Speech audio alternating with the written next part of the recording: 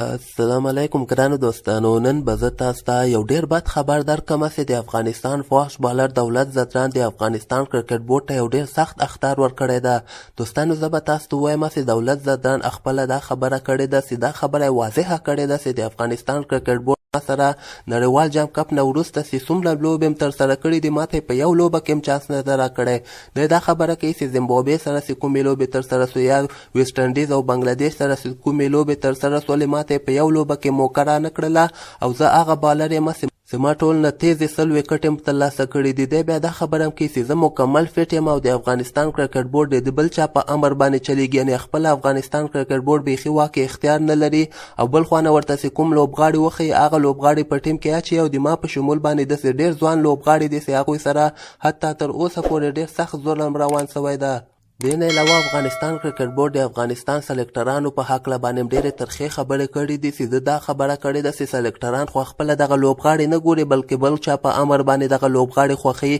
او دغه خارجي لوبغاړي یا خارجي سلیکټران چې کوم د دوی بیخي خبر نه وي چې کوم لوبغاړی په داخلي کرکټ کې ښه چلیږي، کوم لوبغاړی په دغه لوبو کې ښه چلیږي، هغې ته بیخي نه ګوري بلکې هغه لوبغاړي ورته ښیي کوم چې نورو خلکو ورته امر وکړي او د هماغه په امر باندې چلیږي او افغانستان کرکټ بورډ دغه خارجي کوچ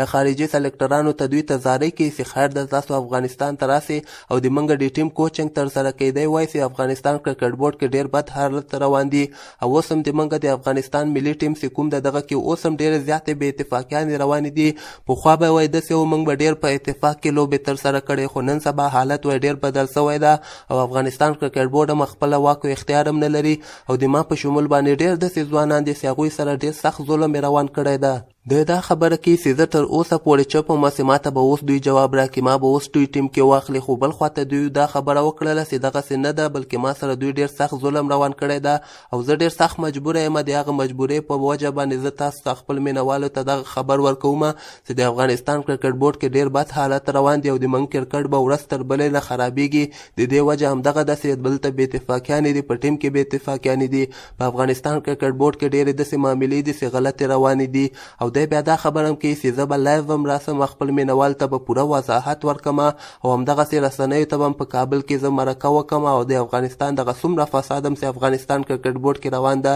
یا د افغانستان په ټیم کې روان ده دا به زه خپل مینوالو ته واضحه ووایم. نو تاسو ته د دولت زدان په دغه خبرو کې څومره حقیقت ښکاري لاندې ماته په کمنټ کې حتما ولیکئ.